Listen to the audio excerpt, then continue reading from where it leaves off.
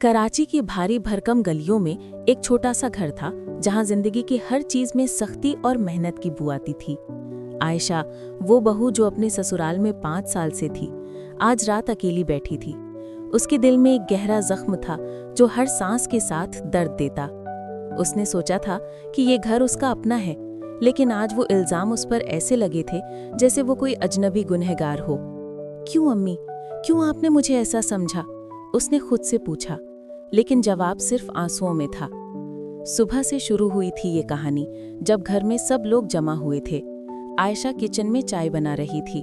उसके हाथों में वो मेहनत की निशानियां थीं जो उसने अपने ससुराल के लिए की थी।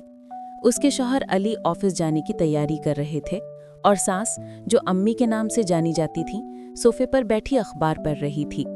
अचानक अम्मी ने आवाज दी, आयशा इधर आओ, ये क्या है? उसने एक पुराना नेकलेस हाथ में उठाया हुआ था जो घर की अलमारी से गायब था। आयशा हैरान हुई। उसने पास आकर देखा, अम्मी, ये तो आपका नेकलेस है, मैंने तो कभी नहीं छुआ। लेकिन अम्मी के चेहरे पर गुस्सा था। वो बोली, झूठ मत बोल, कल रात से ये गायब था और आज सुबह तेरे कमरे से मिला, तूने चोरी की है। आयशा का दिल धड़क गया। उसने कहा, अम्मी मैंने नहीं की, आप गलत फहमी में है। अली ने सुनकर पूछा, क्या हुआ अम्मी? अम्मी ने उसे बता दिया, तेरी बीवी चोरी कर रही है, छोटे छोटे जुर्म, अब बदनामी भी फैला रही है मोहल्ले में। घर का माहौल गर्म हो गया। आयशा की ननंद साइमा भी आ गई। वो हंसी, भाभी, मोहल्ले वाले कह रहे हैं कि तुम्हारे किसी से ताल्लुकात हैं, ये सब क्या है? आयशा के आंसू निकल आए। उसने कहा, साइमा, ये झूठ है, मैंने कभी ऐसा नहीं किया। लेकिन अम्मी ने उसे चुप कराया। बस कर, हमने सबूत देखे हैं, तूने घर की इज्जत पर दाग लगाया है। आयशा ने अली की तरफ देखा। उम्मीद थी कि वो साथ देगा, लेकिन अली ने सर झुका दिया। आयशा, अगर ये सच है तो हम माफ नहीं कर सकते। दिन भर ये इल्जाम चलते रहे। आयशा अपने कमरे में बैठी रो रही थी। याद आ रही थी अपने माँ बाप की, जो दूर गांव में थे। उसने सोचा, मैंने कितनी कुर्बानियां दी हैं इस घर के लिए, सुबह से रात तक काम, बच्चों की परवरिश, लेकिन आज ये इल्जाम। शाम को घर में मीटिंग हुई। अम्मी ने सबको बता दिया। मैंने मोहल्ले वालों से बात की। उन्होंने कहा कि आयशा की बदनामी फैल रही है, हम इसे घर में नहीं रख सकते। अली ने पूछा, अम्मी क्या सच में? अम्मी ने कहा, हाँ, मैंने गवाहों से बात की, वो लोग तैयार हैं कहते हुए कि उन्होंने देखा है उसे गलत जगह पर। आयशा अंदर से सुन रही थी, उसका दिल टूट रहा था। वो बाहर आई। अम्मी, आप झूठ बोल रही हैं, कोई गवाह नहीं है। अम्मी ने गुस्से से कहा, तो मुझे झूठा कहती है, निकल जा इस घर से। आयशा ने रोकर कहा, अली, तुम तो कुछ बोलो। अली ने दर्द भरी आवाज में कहा, आयशा, अम्मी सही कह रही हैं, हम माफ नहीं कर सकते। उस रात आयशा को घर से निकाल दिया गया। उसके हाथ में सिर्फ एक बैग था और दिल में बेइंतहा दर्द। लेकिन ये सिर्फ शुरुआत थी। अम्मी के दिल में कुछ और ही था। वो चुपके से अपने भाई से बात कर रही थी। भाई, मैंने झूठी गवाही तैयार कर ली है, आयशा के खिलाफ सबूत बना दिए हैं। इस तरह घर की जायदाद मेरे हाथ में रहेगी, अली को मैनिपुलेट करके। अम्मी का भाई हंसकर बोला, ठीक है बहन, वसाइल को ऐसे ही यूज करो, उस बहू की इज्जत खराब हो जाएगी, कोई उसे नहीं पूछेगा। आयशा सड़क पर अकेली चल रही थी। कराची की रातों में हवाएं उसे और तन्हा बना रही थी। उसने सोचा, क्यों मुझे ऐसा सजा दी? मैंने क्या गुनाह किया? मोहल्ले वाले उसे घूर रहे थे, छुप छुप कर बात कर रहे थे। एक औरत ने कहा, देखो, वो आयशा है, चोरी करके निकाली गई। आयशा के दिल में आग लग गई, लेकिन वो चुप रही, अपनी इज्जत बचाने के लिए। अगली सुबह आयशा अपने माँ के घर पहुंची, जो कराची के दूसरे हिस्से में था। उसकी माँ ने दरवाजा खोला। बेटा, क्या हुआ? तू क्यों रो रही है? आयशा ने सब बता दिया। अम्मी, ससुराल वालों ने मुझ पर इल्जाम लगाए चोरी और बदनामी के, मुझे घर से निकाल दिया। माँ ने गले लगा लिया। बेटा, सब ठीक हो जाएगा, तू मासूम है। लेकिन आयशा के दिल में शक पैदा हो गया।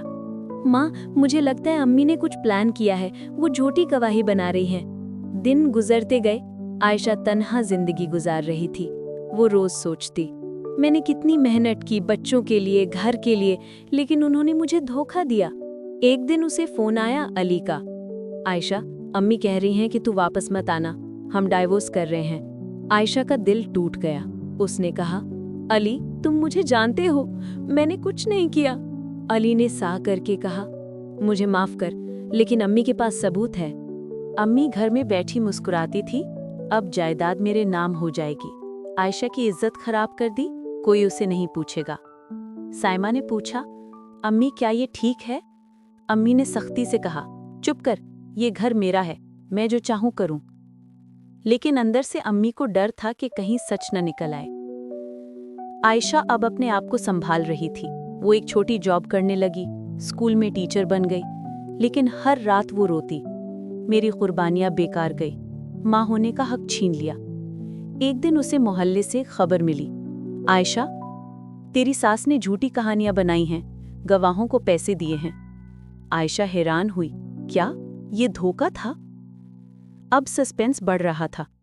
आयशा ने सोचा, मैं इंतकाम लूंगी, लेकिन पहले सच जानूंगी। वो चुपके से अपने पुराने घर के पास गई, सुनने की कोशिश की। अम्मी अपने भाई से बात कर रही थी, सब प्लान के मुताबिक। आयशा की बदनामी फैला दी, अब वसाइल मेरे। आयशा ने सुन लिया, उसका दिल जल गया। लेकिन अभी ट्विस्ट रिवील नहीं करना था। आयशा वापस आई, माँ से बात की। माँ, मैं लड़ूंगी अपनी इज्जत के लिए। माँ ने कहा, बेटा हिम्मत रख। आयशा ने एक दोस्त से मदद मांगी, प्लीज मुझे सबूत चाहिए।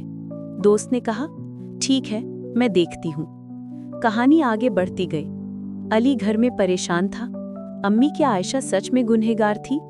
अम्मी ने झूठ बोला, हाँ सबूत हैं। लेकिन अली को शक हो गया, वो सोचने लगा शायद गलती हुई है।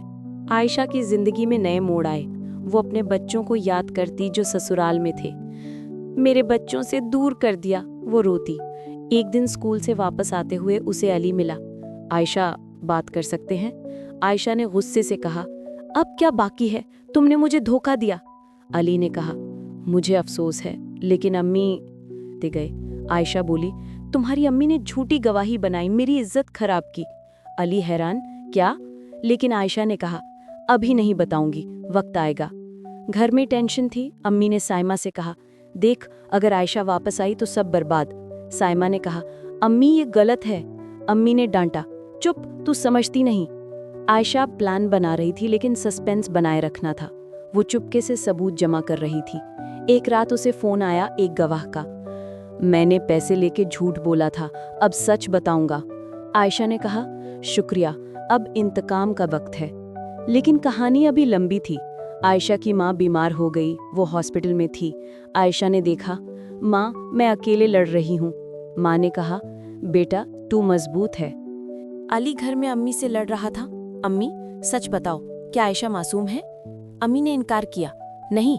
लेकिन अली ने कहा, मुझे शक है। आयशा ने कोर्ट जाने का फैसला किया, लेकिन पहली फैमिली से मिलाप। वो घर गई, अम्मी मुझे वापस लो। अम्मी ने हंसा, नहीं तू बदनाम है। आयशा ने कहा, आपका धोखा खुलेगा। आयशा की कहानी जारी थी। वो रोज सुबह उठकर सोचती, आज कुछ नए सबूत मिलेंगे। उसने अपने दोस्त से बात की, प्लीज अम्मी के भाई के फोन रिकॉर्ड्स चेक करो। दोस्त ने कहा, ठीक है, लेकिन डेंजरस है। आयशा ने कहा, मैं डरती नहीं अब। घर में अम्मी जायदाद के पेपर्स साइन कर रही थी, अब सब मेरा। अली ने देखा, अम्मी ये क्या? अम्मी ने कहा, तेरे लिए ही तो। आयशा की तन्हा रातें, वो बच्चों की फोटोज देखती, मेरे बच्चों, मैं आऊंगी। इमोशनल कट, उन्होंने मुझे माँ होने का हक छीन लिया।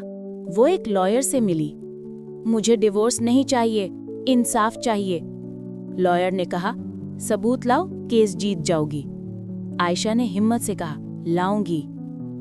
मोहल्ले में लोग अब आयशा के साथ थे। एक बुढ़ी औरत ने कहा, बेटा हमने देखा था अम्मी गवाहों से बात कर रही थी। आयशा ने शुक्रिया अदा किया, आपकी मदद से सच बाहर आएगा। अली अब अम्मी पर शक कर रहा था। वो चुपके से अम्मी के फोन चेक किया, मैसेजेस देखे। अम्मी ये क्या, आपने आयशा के खिलाफ प्लान बनाया? अम्मी ने घबराकर फोन छीन लिया, तो मत बोल, सब तेरे लिए था। साइमा ने आयशा को फोन किया, भाभी अम्मी गलत है, मैं मदद करूंगी। आयशा ने कहा, शुक्रिया, लेकिन केयरफुल रहना। अब प्लान एक्शन में आया। आयशा ने गवाहों से मिलकर रिकॉर्डिंग की। वो बोले, हाँ पैसे मिले थे झूठ बोलने के। आयशा का दिल मजबूत हो गया। अब कॉन्फ्रंटेशन। एक शाम घर में सब थे। आयशा दरवाजे पर दस्तक दी। अम्मी ने दरवाजा खोला, हैरान, तू यहाँ क्यों? आयशा ने मजबूती से कहा, सच बताने आई हूँ। अंदर जाकर बोली, अम्मी आपने नेकलेस छुपाया, बदनामी की अफवाह फैलाई, जायदाद के लिए। अली का चेहरा लाल हो गया। वो बोला, अम्मी ये क्या किया आपने? आयशा मासूम थी। साइमा ने रोकर कहा, भाभी माफ कर दो। आयशा के दिल में दर्द था, लेकिन वो मजबूत थी। मैंने कितनी तकलीफ सही, बच्चों से दूर रही। ये इंतकाम नहीं, इंसाफ है। अम्मी ने सर झुका लिया। मुझे माफ कर दो, जायदाद के लालच में अंधा हो गई थी। कोर्ट में केस गया, जहां सबूत पेश हुए। जज ने अम्मी को सजा सुनाई, लेकिन आयशा ने कहा, सिर्फ वार्निंग दे दो, फैमिली है। अली ने आयशा से माफी मांगी। वापस आ जा, बच्चों को माँ चाहिए। आयशा ने सोचा, मैं मजबूत हो गई हूँ, अब अपनी शर्तों पर जीऊंगी। अंत में आयशा वापस घर आई, लेकिन अपनी जॉब जारी रखी। अम्मी ने तौबा की, घर में अमन आया। आयशा ने बच्चों को गले लगाया। अब कोई ताग नहीं, लेकिन उसके दिल में वो जख्म हमेशा याद दिलाता कि कुर्बानियां भूली नहीं जाती। ये कहानी खत्म हुई इंसाफ और मोहब्बत की जीत पर।